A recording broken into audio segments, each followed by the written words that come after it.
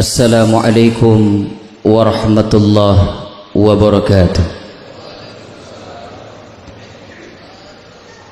Allahu akbar, Allahu akbar, Allahu akbar, Allahu akbar, Allahu akbar, Allahu akbar, Allahu akbar, Allahu akbar, Allahu akbar, Allahu akbar kabira, walhamdulillahi katsira, wa subhanallahi bukratan wa asila.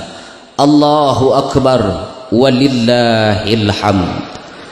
Alhamdulillah, alhamdulillahilladzi khalaqal insana fi ahsani taqwim wa hadahum ila siratim mustaqim liyakunu min ahli jannatin na'im. Ashhadu an la ilaha illallah wa ashhadu anna Muhammadan abduhu wa rasuluh. Allahumma salli wa sallim wa barik ala sayyidina Muhammad wa ala alihi wa sahbihi ajma'in. Ayyuhal hadirun, usikum wa nafsi bitaqwallah, faqad fazal muttaqun. Faqala Allah ta'ala fil Qur'anil Karim, a'udzu billahi minasy syaithanir rajim. Bismillahirrahmanirrahim. Ya ayyuhalladzina amanu taqullaha haqqa tuqatih wa la tamutunna illa wa antum muslimun. Shadaqallahul azim.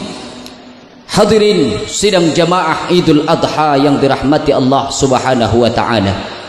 Kita bersyukur atas nikmat yang Allah berikan kepada kita sampai pada pagi ini. Karena ternyata di hari yang agung dan mulia ini Allah masih berikan kita nikmat untuk hidup.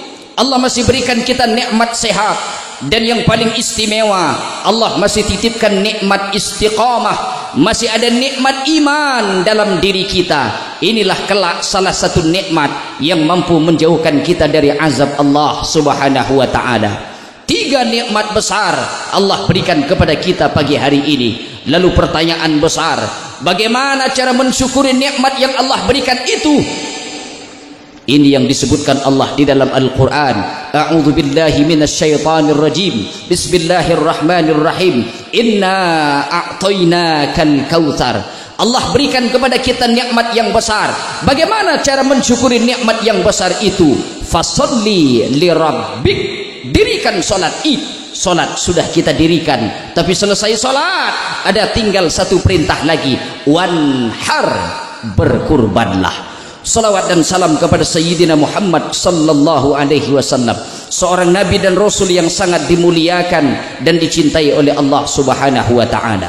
Allahu akbar, Allahu akbar, Allahu akbar, walillahil hamd.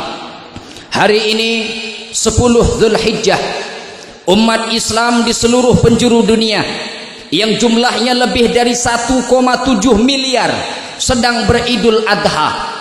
Hari raya yang disambut dengan takbir, tahmid, tahlil. Sebenarnya kita sedang memproklamirkan di hadapan kuasa Allah, bahkan kekerdilan dan kerendahan kita di hadapan Allah. Serempak tadi kita mengatakan takbir, mengucapkan takbir. Allahu akbar, Allah maha besar. Kalau Allah maha besar, berarti keluargaku kecil. Allahu akbar, Allah maha besar. Kalau Allah yang maha besar, berarti hartaku kecil.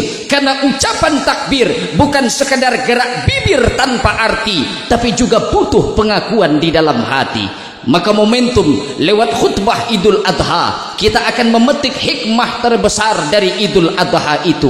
Apa hikmah terbesar dari Idul Adha ini? Yang pertama adalah persatuan umat Islam. Persatuan ini bisa kita saksikan saat ini.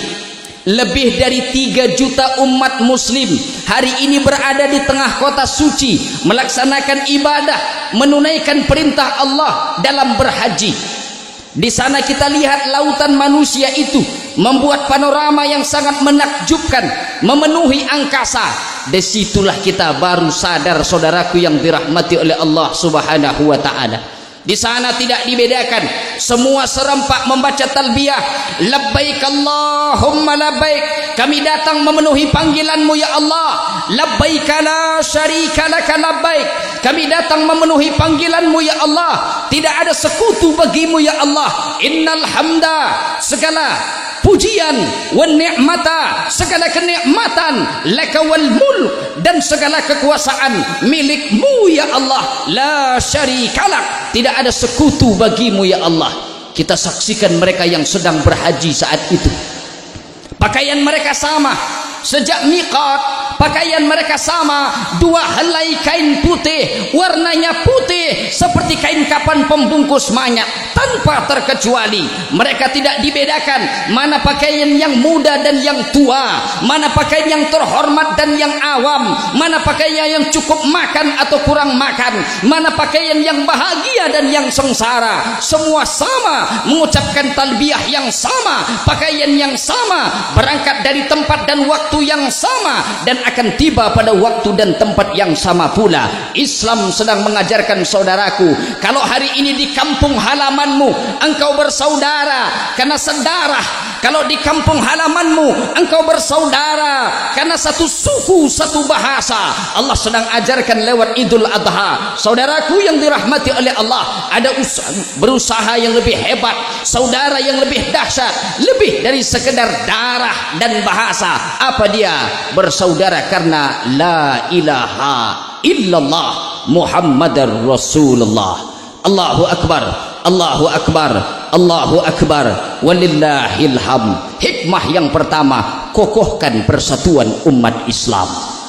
Yang kedua, belajar dari pengorbanan Nabi Ibrahim alaihissalam.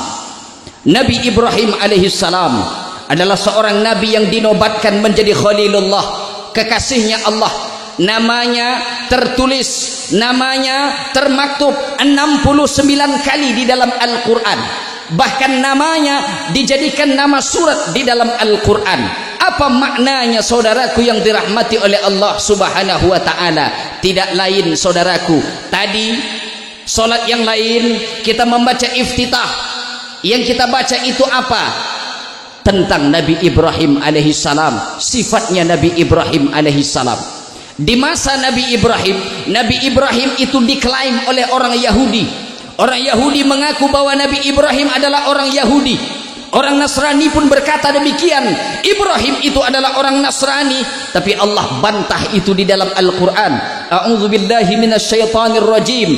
Ma kana Ibrahim Yahudiyan wala Nasraniyan walakin kana hanifan musliman wa ma kana minal musyrikin.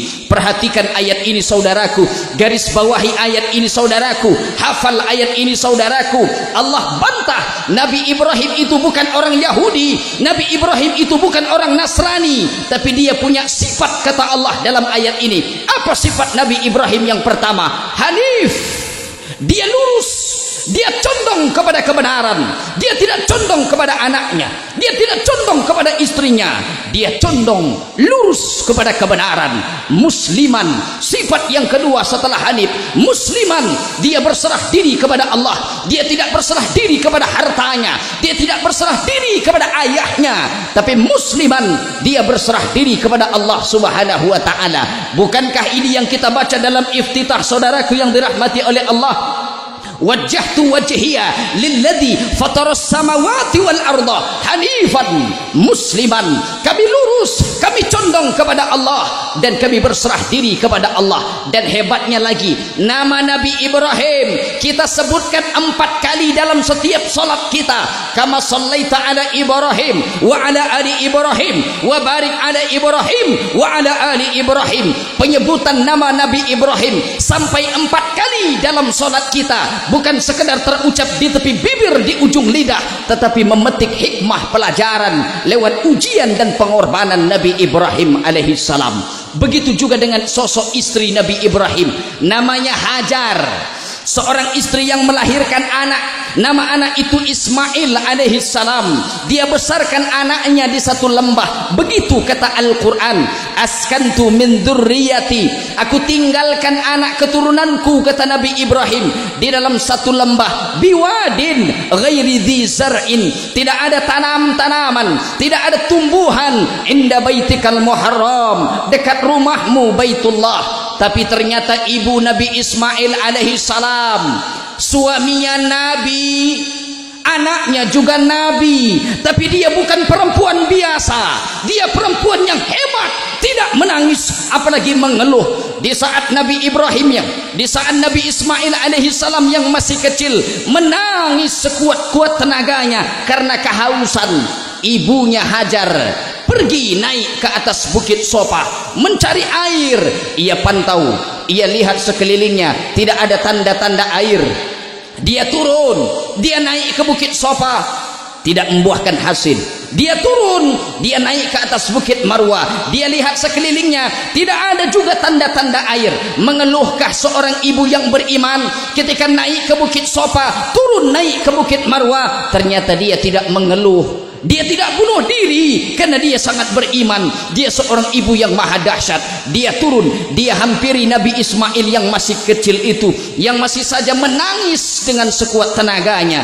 Di saat itulah dia melihat ternyata Allah sedang mengajarkan, hei Hajar, kakimu yang kuat, tumitmu yang kokoh, mampu engkau naik ke atas bukit Sofa dan ke bukit Marwah, tapi air tidak kau dapatkan dari hasil usahamu. Bahkan air itu memancar dari tumit dan kaki anak kecil yang belum lagi bisa berjalan. Sebenarnya bisa saja Hajar itu berdoa kepada Allah, mengadu dia kepada Allah. Mengapain? Kenapa harus naik bukit Sofa dan bukit Marwah? Ya Allah, aku ini istri Nabi, anakku yang menangis ini pun Nabi, tolong turunkan hujan ya Allah. Bisa saja Hajar berdoa sedemikian, tapi kenapa dia tidak berdoa? Allah sedang mengajarkan saudaraku, hai Hajar, engkau berusaha, air akan aku pancarkan, tapi air yang memancar itu bukan hasil usahamu. Kalau engkau tidak berusaha, aku tidak akan memancarkan air itu. Apa maknanya? Sesuai antara usaha dan doa. Allahu Akbar, Allahu Akbar, Allahu Akbar, walillahil hamd. Pengorbanan demi pengorbanan, ujian demi ujian yang dilalui oleh Nabi Ibrahim alaihissalam. Yang pertama, Nabi Ibrahim itu diuji lewat ayah kandungnya sendiri. Al-Quran menceritakan ayah Nabi Ibrahim bernama Azar. Dia adalah seorang pembuat dan penyembah patung. Saat itu Nabi Ibrahim berkata kepada ayahnya, atattakhidhu asnaman aliha, hai ayahku, apakah patung ini kau buat lalu kau sembah-sembah? Apa jawaban Azar, ayahnya Nabi Ibrahim alaihissalam? Bukan menyambut dengan kalimat santun, bukan menyambut dengan kalimat yang sopan, tapi dia malah berkata keras dan kasar kepada anaknya. Ya Ibrahim, la illam tantahi, kalau engkau tidak berhenti menceramahiku, kalau engkau tidak berhenti menasihatiku, la arjumannaka, akan kulempar engkau, akan kurajam engkau sampai mati. Wahjurni maliya, tinggalkan aku Ibrahim sendirian. Ayahnya seorang pembuat patung dan penyembah patung, ketika dinasihati malah berkata keras, tapi tidak membuat Nabi Ibrahim terhitung durhaka. Karena ucapan Nabi Ibrahim terhadap ayahnya, walaupun akan dirajam dan diusir, apa jawaban Nabi Ibrahim alaihissalam? Salamun alaika, salam keselamatan untukmu hai ayahku. Sa'astaghfiru laka rabbi, aku akan tetap meminta ampun kepada Allah atas dosa-dosamu. Innahu kana bi hafiya, karena Tuhanku sangat dekat dengan aku, karena Tuhanku sangat baik kepadaku. Selesai ujian dari seorang ayah, ia datang lagi dari ujian masyarakatnya. Di saat semua masyarakat saat itu pergi ke sawah ladangnya untuk berusaha, Nabi Ibrahim mengambil kampaknya, lalu dia masuk ke tempat peribadatan orang saat itu. Dia hancurkan berhala-berhala di sesembahan itu. Ia tinggalkan berhala yang paling besar, lalu ia gantungkan kampak yang besar di atas leher berhala yang paling besar. Begitu orang-orang kampungnya pulang, mereka melihat ternyata berhala sesembahan mereka sudah hancur, hanya tertinggal satu yang paling besar dan kampak ada di lehernya.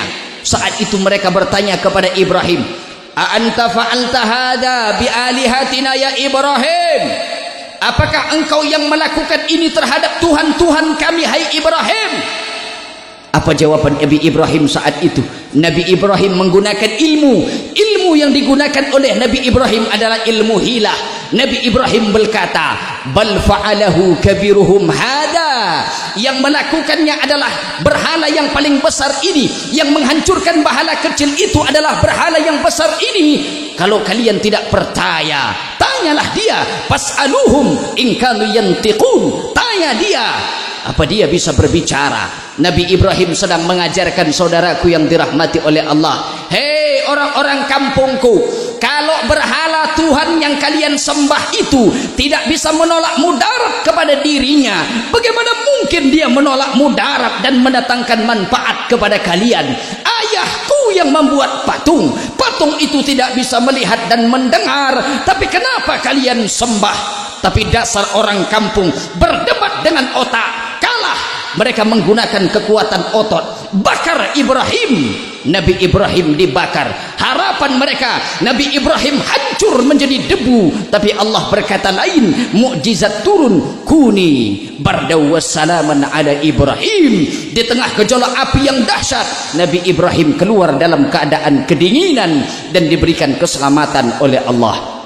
Allahu Akbar, Allahu Akbar, Allahu Akbar, walillahil hamd. Diuji lewat ayahnya, dia lulus. Diuji oleh orang kampungnya sendiri, dia lulus. Tapi ternyata ujian belum berhenti. Ujian terbesar dan terdahsyat datang. Apa dia? Ujian lewat anak kandungnya sendiri. Dalam sejarah mencatat, Nabi Ibrahim itu hidup sekitar tahun 1686 sebelum Masehi. Hari ini 2019, 1686 ditambah 2019 berarti genap sudah 3705 tahun lamanya peristiwa Nabi Ibrahim alaihissalam menyembelih anaknya. Tapi hari ini saudaraku yang dirahmati oleh Allah, Allah tidak perintahkan kita menyembelih anak-anak kita. Allah tidak perintahkan kita menyembelih buah hati belahan jiwa kita. Apa yang Allah minta hari ini saudaraku, dari hasil gaji, dari hasil usaha, dari hasil pergi, peras keringat, banting tulang, tunggang langgang lintang pukang, dari hasil yang kita cari itu belikan kambing, belikan sapi untuk berkurban di jalan Allah subhanahu wa ta'ala. Dulu disyariatkan kepada Nabi Ibrahim, anaknya disembelih, tapi hari ini bukan anak yang kita sembelih. Lalu ada yang bertanya, kalau begitu mengapa Nabi Ibrahim menyembelih anaknya? Apa maknanya? Apa pelajarannya? Tidak lain saudaraku, Allah ingin kita mengorbankan yang paling kita cintai. Nabi Ibrahim alaihissalam punya kebun, tapi dia tidak cinta kepada kebunnya. Dia punya nyawa, istri pun ada, tapi Allah tidak minta nyawa Nabi Ibrahim. Allah tidak minta nyawa istri Nabi Ibrahim. Allah tidak minta ternak Nabi Ibrahim. Allah tidak minta sawah ladang Nabi Ibrahim. Apa yang Allah minta? Ternyata ada yang paling dicintai oleh Nabi Ibrahim. Apa dia? Anaknya yang ia tunggu-tunggu selama 86 tahun lamanya. 86 tahun dia berdoa, Rabbi habli minas salihin. Ya Allah, karuniaiku anak yang soleh. Berapa lama Nabi Ibrahim berdoa? 86 tahun. Setelah anak itu lahir, dia tumbuh besar, ternyata ujian belum selesai. Begitulah orang-orang yang beriman saudaraku. Andai di dalam masjid ini sudah istiqomah, salat sudah, puasa sudah, zakat sudah, haji sudah, umroh sudah, tapi ujian tetap datang bertubi-tubi. Saudaraku, la taqnatu min rahmatillah. Jangan berkeluh kesah. Allah ingin menempatkanmu di tempat yang terpuji. Tegarlah nah hadapi ujian yang Allah berikan kepada kita. Saat itu ujian terbesar Nabi Ibrahim ketika Allah perintahkan untuk menyembelih anak yang ditunggunya selama 86 tahun itu. Begitu termaktub di dalam Al-Quran, falamma balagha ma'ahu sa'ya qala ya bunayya, hai anakku, inni ara fil manam anni adbahuka. Aku bermimpi, aku melihat dalam mimpi itu aku menyembelihmu. Mimpi para nabi tidak sama dengan mimpi kita, karena mimpi para nabi bukan bisikan syaitan. Mimpi para nabi bukan bunga-bunga tidur, tapi mimpi para nabi adalah wahyu.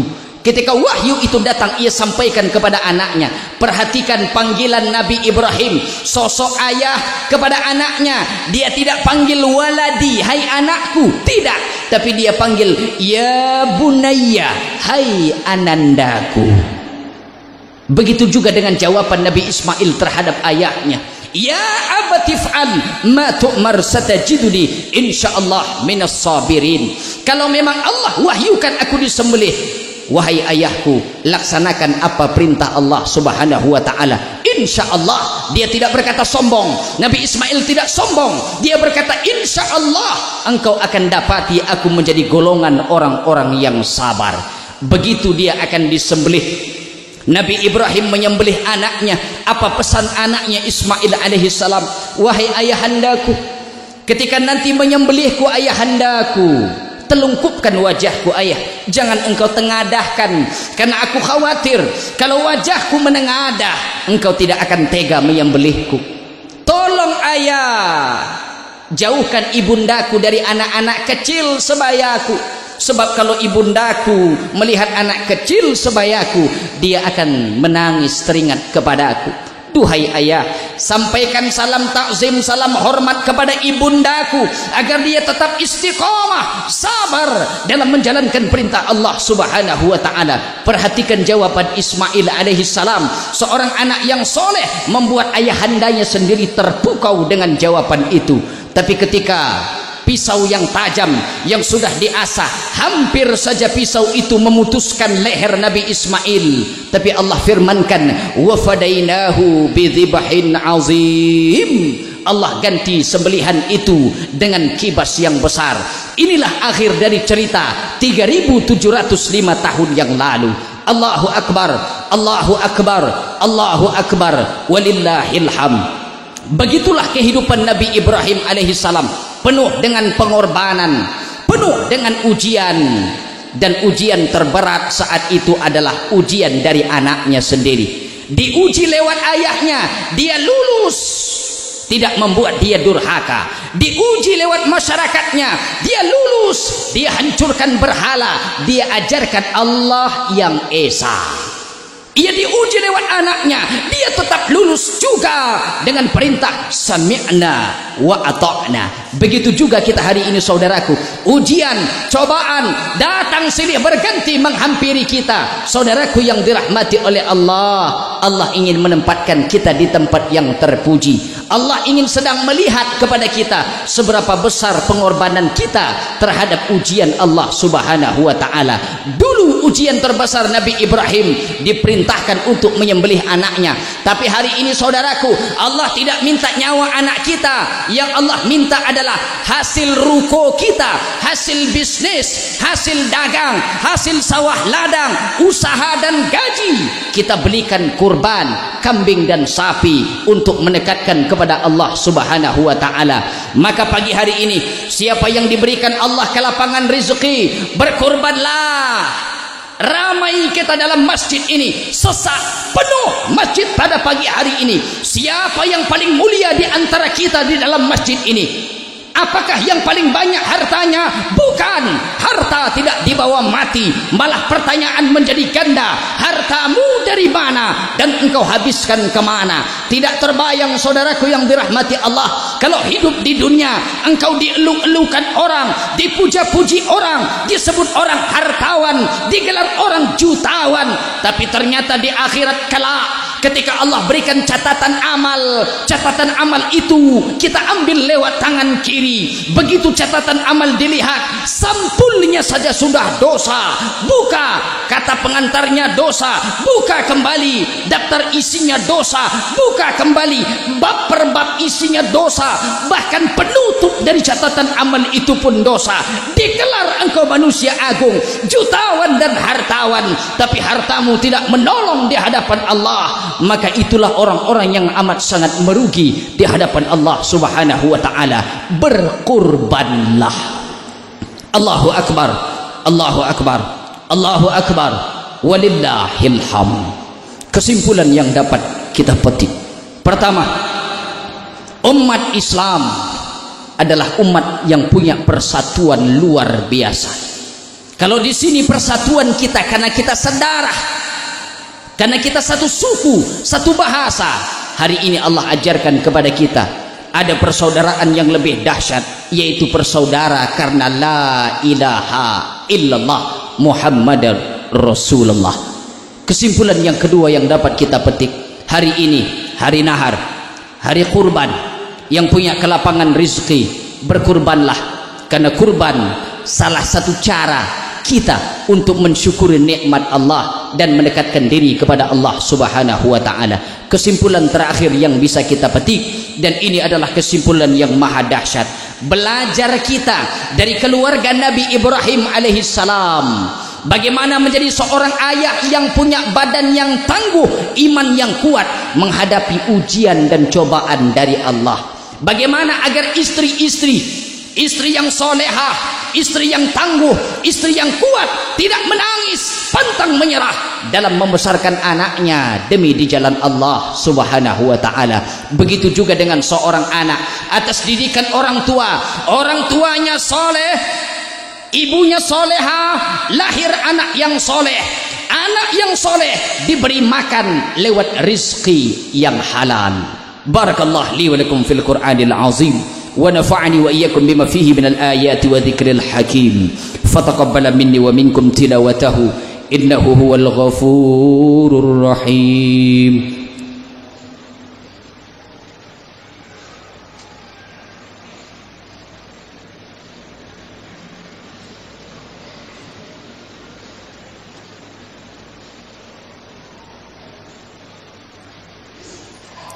Allahu akbar, Allahu akbar, Allahu akbar, Allahu akbar, Allahu akbar, Allahu akbar, Allahu akbar, Allahu akbar, Allahu akbar, Allahu akbar kabira, walhamdulillahi katsira, wa subhanallahi bukratan wa asila.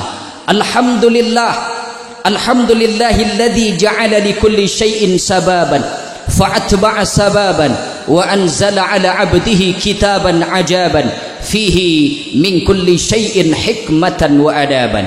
Ashhadu an la ilaha illallah wa ashhadu anna Muhammadar Rasulullah. Allahumma salli wa sallim wa barik ala sayyidina Muhammad wa ala ali sayyidina Muhammad. Ayyuhal hadirun, usikum wa nafsi bitaqwallah faqad fazal muttaqun. فقال الله تعالى في القرآن الكريم: أعوذ بالله من الشيطان الرجيم، بسم الله الرحمن الرحيم. يا أيها الذين آمنوا اتقوا الله حق تقاته ولا تموتن إلا وأنتم مسلمون. صدق الله العظيم.